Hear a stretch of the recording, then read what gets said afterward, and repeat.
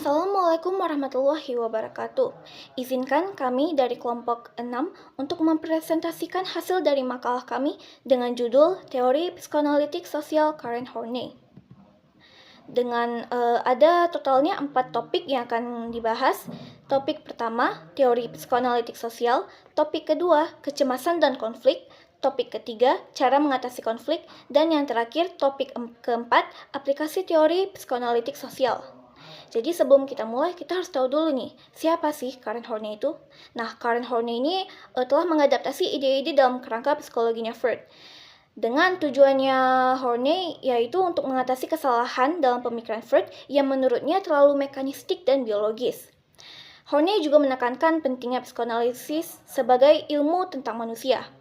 Awalnya Horney ini merupakan seorang pengikut Freud, tetapi Horney juga terpengaruh oleh Jung dan Adler.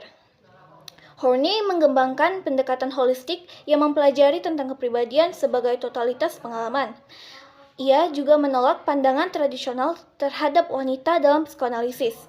Horney juga menganggap kecemasan sebagai akar dari perilaku laki-laki dan perempuan. Horney menekankan juga tentang pentingnya pengaruh budaya dalam membentuk suatu kepribadian melampaui fokus Freud pada naluri. Selanjutnya, saya akan menjelaskan mengenai topik pertama, yaitu mengenai teori psikoanalitik sosial.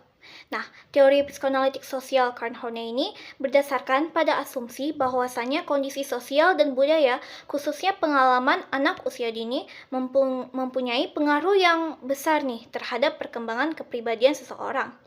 Orang yang tidak mengembangkan kebutuhan yang memadai akan kasih sayang pada masa kanak-kanak akan mengembangkan rasa permusuhan yang mendasar, yang dimana pengalaman anak usia dini ini berperan penting nih dalam membentuk kepribadian manusia untuk menjadi kepribadian yang sehat. Teori kepribadian Horney menjelaskan bahwa rasa cinta yang tidak terpenuhi pada masa kanak-kanak akan mendorong untuk berkembangnya kecemasan dan permusuhan dasar setiap orang.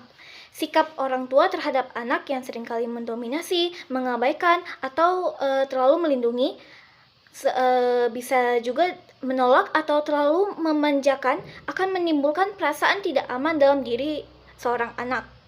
Horney juga menyatakan bahwa orang memiliki kebutuhan neurosis yang berperan dalam mendorong suatu perilaku manusia. Dan berikut 10 kebutuhan neurosis menurut Karen Horney. Yang pertama, ada kebutuhan akan kasih sayang dan persetujuan. Yang kedua, ada kebutuhan partner yang bersedia mengambil alih kehidupannya. Yang ketiga, ada kebutuhan untuk membatasi kehidupan. Yang keempat, ada kebutuhan akan kekuasaan. Yang kelima, ada kebutuhan untuk mengeksploitasi orang lain. Yang keenam, ada kebutuhan pengakuan sosial atau prestise. Yang ketujuh, ada kebutuhan untuk menjadi pribadi yang dikagumi. Yang ke-8, ada kebutuhan ambisi dan prestasi pribadi. Yang ke-9, ada kebutuhan untuk mencukupi diri sendiri atau independensi. Dan yang terakhir, yang ke-10, ada kebutuhan kesempurnaan. Kecemasan dan konflik. Menurut Horney, semua orang mengalami creature anxiety atau perasaan kecemasan yang normal muncul pada masa bayi. Ketika bayi yang lahir dalam keadaan tak berdaya dan anak itu dihadapkan dengan kekuatan alam yang keras dan tidak bisa dikontrol.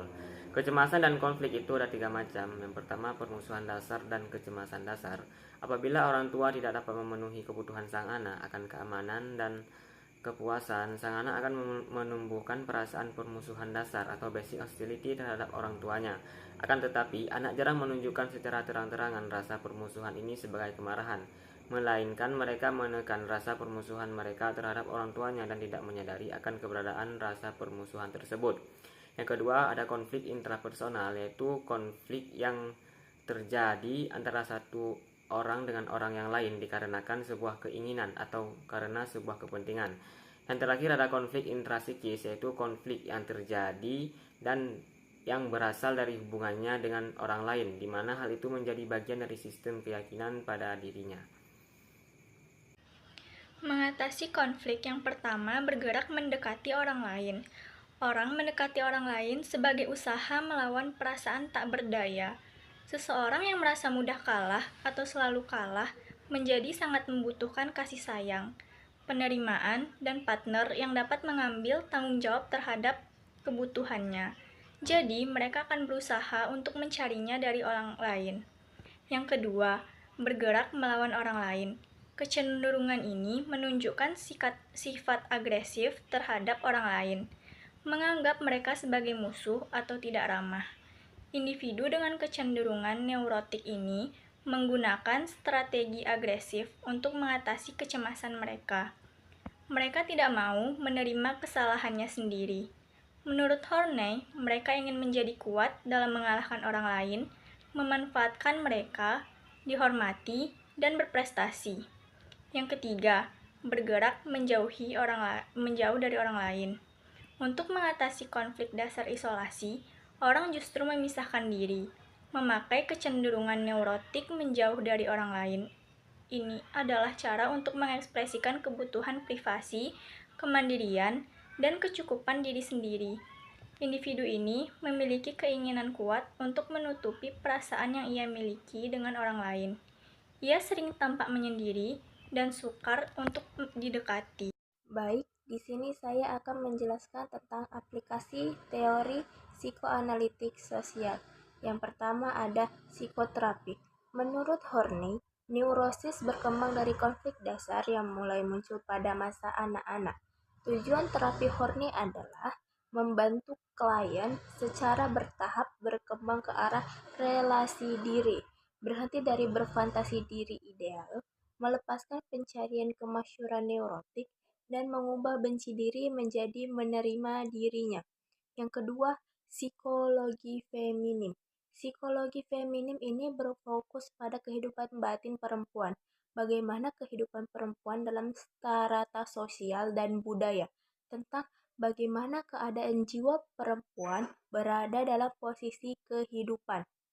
Dengan perspektif psikologi feminim ini mampu memberikan pemahaman yang luas tentang keadaan batin perempuan serta gejolak-gejolak batin yang seringkali terabaikan. Sekian dari saya, terima kasih.